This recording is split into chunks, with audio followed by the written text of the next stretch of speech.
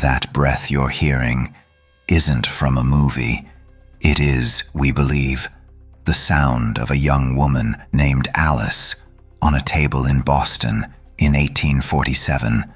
And in the next few moments, a man with a knife will begin to cut into her throat. She is awake, she is aware, and according to all of human history until that very second, what comes next will be an agony beyond language. But today, something is different.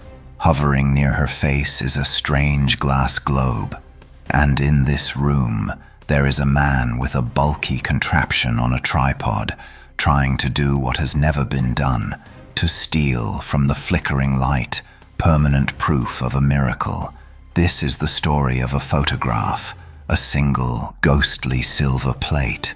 But to understand it, you must first understand the world of darkness that came before. A world where surgery was not a science, it was a butcher's art, performed on conscious victims, where the greatest obstacle to healing was the human body's own desperate, shrieking will to survive the healer's touch. This is the story of the day we conquered pain, of the brilliant, flawed men who raced to claim that victory, and of the haunting image that dared to prove it was real. It's a tale of discovery, betrayal, and a secret one of these men took to his grave, a secret hidden in plain sight in the mercury silver shadows of the daguerreotype. This image is often called the first surgical operation under ether, taken in 1847 at Massachusetts General Hospital. By modern standards, it is stiff, staged. The figures are frozen, locked in their poses for the long exposure the primitive camera required. But look closer, let your eyes adjust, because this is not just a picture, it is a crime scene, a propaganda piece, a holy relic, and I believe it is also a lie told for a beautiful, necessary reason, a lie that saved countless lives. And by the end of this, you will see the proof in the patient's own hand. So, let us rewind. Let us step out of this frozen moment and into the roaring, stinking, terrifying chaos of a world before this picture existed. Imagine the scene. Not a sterile operating room, but a surgical theater. The word is intentional. It was performance, drama. And the star of this gruesome show was pain. A surgeon's reputation was built on speed, brutal, breathtaking speed. Amputations were measured in seconds, not for finesse, but because the human nervous system could only sustain such sheer, overwhelming shock for so long before the patient died on the table. The patient was often dragged in drunk or given opium, but these were feeble defenses. They were held down by leather straps and the weight of burly orderlies. Their screams were the soundtrack. The air was thick with the smells of blood, pus, burning flesh, and sweat. This was the medical world's great, shameful paradox. They could diagnose a tumor, a stone, a gangrenous limb, but the cure was a horror. The great surgeon Robert Liston operated with such ferocious velocity that he once took off 3 of his assistant's fingers along with the patient's leg. Both patient and assistant later died. It was the only operation in history with a 300% mortality rate. This was the wall, the unbreachable limit. And on the other side was a tantalizing ancient dream, anesthesia, the not feeling. For centuries, nothing worked reliably. Nothing truly severed the mind from the body's agony until the 1840s, until a perfect storm of chemistry and ambition began to brew. Our story pivots to the dentist's chair. In the 1840s, dentistry was pure, unmedicated torture. And it was here that a kind, idealistic dentist named Horace Wells had his revelation. At a demonstration of laughing gas, nitrous oxide, he noticed people felt no pain. He experimented on himself, having a tooth pulled under the gas. He felt nothing. "A new era," he declared. He secured an invitation to demonstrate at the pinnacle of American surgery. the amphitheater of Dr. John Collins Warren at Massachusetts General Hospital. But here, before the skeptical medical elite, Wells failed. The gas bag was administered poorly. The patient moaned. The crowd of students hissed and booed. "Humbug!" they cried. Wells, humiliated, slunk away, his dream shattered. The tragedy of the right idea with the wrong execution. But in the audience that day was Wells's former student, William T.G. Morton. Morton was everything Wells was not: handsome, charming, ruthlessly ambitious. He saw not the failure, but the possibility, and he saw a path to glory. Morton needed a better agent. He turned to a brilliant, irascible chemist, Dr. Charles Thomas Jackson. Jackson suggested sulfuric ether, a common, volatile but powerfully effective chemical. Morton began secret experiments. It worked. It rendered patients unconscious. But Morton wasn't just a scientist. He was a marketer. He disguised the ether with oils, called it lithium, and filed a patent. He was preparing to launch a branded product, and he needed his big launch event. He returned to Professor Warren. He promised a patient fully insensible to pain. Warren, weary of the slaughterhouse, was skeptical but desperate enough to agree. The stage was set for October 16th, 1846. The patient was Gilbert Abbott, a young printer with a tumor on his neck. The ether dome was packed. Skepticism was a physical presence. Morton was late. Warren paced, scalpel in hand. Finally, Morton arrived with his glass globe inhaler. Abbott breathed in the pungent fumes. He struggled, then went still, unconscious. Warren looked at Morton, then at the crowd. He raised his scalpel. The entire theater leaned forward. He made the incision. Abbott did not move. He did not scream. He did not so much as flinch. Warren worked in a silence so profound it was dizzying. The only sounds were his low instructions and the quiet clink of instruments. As Abbott began to stir, Warren turned to the stunned audience. His voice held a tremor of awe. "Gentlemen, this is no humbug." The dam broke. News spread like a shockwave. "Surgical operation without pain." Morton was hailed as a conqueror. But in the shadows, the serpents of envy and greed were stirring. Charles Jackson emerged, claiming the idea was entirely his. The heartbroken Horace Wells descended into bitterness and despair, and Morton, obsessed with his patent, began a doomed battle for fortune and fame. The medical world didn't wait. Ether crossed the Atlantic. The revolution was global, but a problem remained for Morton. In an age of slow communication, how do you prove a miracle? Words in a newspaper were one thing, but seeing, believing, he needed evidence. He needed a witness that could not lie. He needed a photograph. Enter Albert Southworth and Josiah Hawes, the master daguerrean artists of Boston. For them, a daguerreotype was a one-of-a-kind, mirror-like object. A fragile ghost captured on silver. It required absolute, unwavering stillness for a minute or more. Morton and Warren commissioned a session, not as a spontaneous operation, but as a recreation, a deliberate posed tableau. They selected a new patient, Alice Mohan. They gathered the key players.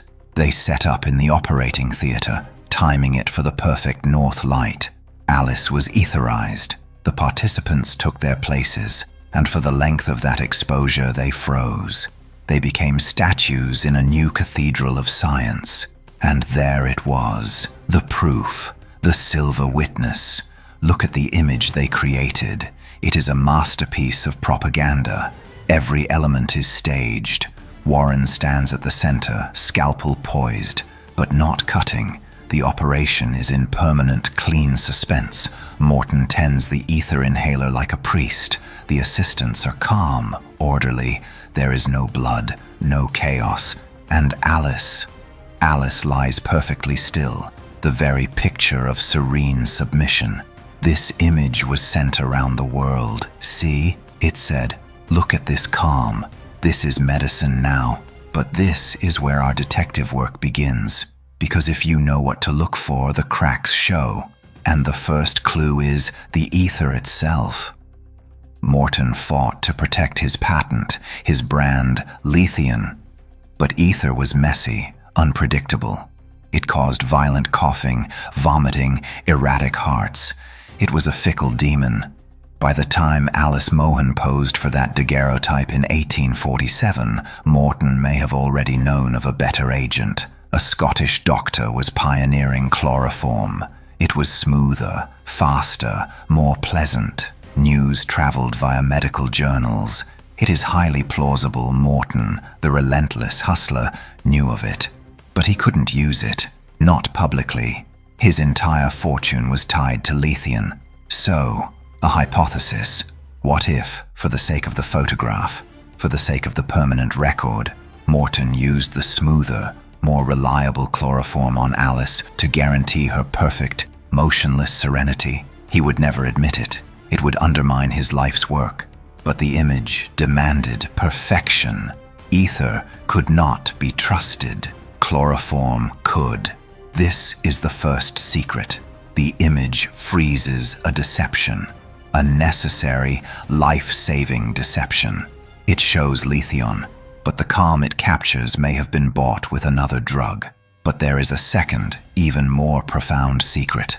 One that requires us to look not at the drug or the surgeons, but at the patient. Look at Alice. Look at her left arm. The assistants are holding her, but her left arm, it lies across her own torso. And look at her hand. It is not clenched. It is not limp and open in total oblivion. The fingers are curled inwards, toward her palm. There is a subtle tension in the tendons. This is not the flaccid hand of deep surgical anesthesia. This is a hand that is holding on. This is the posture of a conscious mind wrestling with dissociation. It is the body's last anchor to self-control. In anesthesia, it can be a sign of stage 2 excitement, the dangerous twilight before full unconsciousness, where pain perception is not only present but can be exaggerated. What if Alice Mohan, for that endless minute under the lights, was not in a deep, dreamless void? What if she was in the fog, aware of the pressure, the voices, the terrifying need to not move a single muscle? What if her still body was an act of unimaginable willpower? The daguerreotype, meant to show total conquest, may inadvertently capture the last frontier of pain, the silent internal struggle. Alice's hand is her testimony, a faint, ghostly signature of resistance etched in silver. She is not just a subject. She is its co-author. This changes everything. The image is a portrait of transition, of a human being suspended between two worlds, the old world of felt agony and the new world of promised relief. She is the bridge, and this hidden tension mirrors the lives of the men who stand around her. The glory captured in that silver plate would curdle into tragedy. Horace Wells, consumed by envy and addiction, anesthetized himself in a jail cell and cut his own femoral artery. He died a martyr to the idea. Charles Jackson spent his life in a bitter campaign, claiming to be the true discoverer of everything. He died insane in an asylum. William Morton, after a decades-long, fruitless war for recognition, died destitute. In a fury of frustration on a hot day in 1868, he collapsed. The man who conquered surgical pain died of a cerebral hemorrhage in agony without any pain relief. Only John Collins Warren, the old surgeon who had wielded the knife in the age of agony, died peacefully, having seen his profession transformed. The daguerreotype shows none of this coming anguish. It is a moment of pure, fragile hope, suspended before the fall. So, what are we left with when we stare into this mirror from 1847? It is not a photograph of an operation. It is a photograph of a promise, a fragile, contested, brilliantly marketed promise that a better world was possible. It is a fossil of a seismic shift in what it means to be human. The men in it were not gods. They were flawed, ambitious, jealous, and visionary. They fought, they lied, they stole credit. They were human, and the woman at its center, Alice Mohan. She is the ghost in the silver. Her name is almost lost, her fate unrecorded. But in that curled hand, in her enforced stillness, she speaks across the centuries. She reminds us that every medical miracle is first tested on a human body, on a consciousness that must surrender, trust, and endure. That breath you heard at the beginning, maybe it was hers. A breath held not just in fear, but in a dawning hope. The hope that the hand about to cut would not be felt. The daguerreotype marks the exact moment we began to retreat from the primal, screaming reality of our own flesh. We built a wall between our minds and our mortality, and we called it anesthesia. We live on the other side of that wall. Every routine surgery, every life-saving procedure exists in the long shadow of that cold Boston morning, captured on a silver-plated sheet of copper. The screaming stopped, and in the eerie, beautiful, and deceptive silence that followed, the modern world began.